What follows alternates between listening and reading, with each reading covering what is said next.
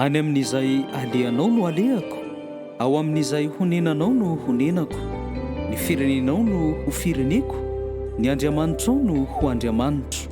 Rota toko voalohany, 9:20. Kion-dalàna anankiray lehibe mamaritra izay ho zotra-piainan'ny olona tsirairay ny fahafantarana mazava izay tompoiny.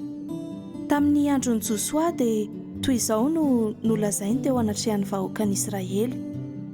Fidioan'io izay ho tompoinareo, na ny Andriamanitra izay no tompoin'ny razanareo tany ampitany ony Eufrata, na fa izao sy ny ankohonako kosa dia hanompo ny tompo, na Yahve, Jehova izahay. Josoa 4:20. Vehivavy avy amin'ny firenena Moab antsoina hoe Rota no milaza indray kosa eto fa tsy ny Andriamanitra ny firenena no arahiny sy ho tompony, fa ny tompo Yahve, Jehova, Andriamanitra. Isafidy nataon'ny Rota ny amin'ny finoana mahavonjy no fanoratana tantaram-piainana vaovao satria voarakitra ary tsy azo kosehina ao amin'ny tantaram-pamonjena nataon'Andriamanitra ny anarany.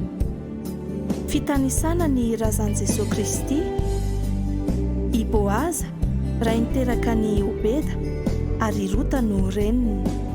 I Jakoba raha niteraka ny Josefa vadin'ny Maria ary dia i Maria no reniny niteraka ny Jesosy ilay atao hoe Mesia.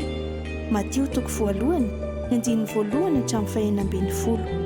Koa na inona efa niseho teo amin'ny fiainana sy izay mety mbola iseho amin'ny ho avy dia mila atao an-tsaina ny hoe ny fanekena na ny finoana an' Jesosy Kristy ho tompo sy mpamonjy ary ny fankatoavana ny teniny dia tsy ny ho avy fotsiny akory ny antoan'Andriamanitra fa hatraminy mandrakizay. Jesosy Kristy tompoko sy mpamonjy ahy ianao ary ankatoanao aho. Amen.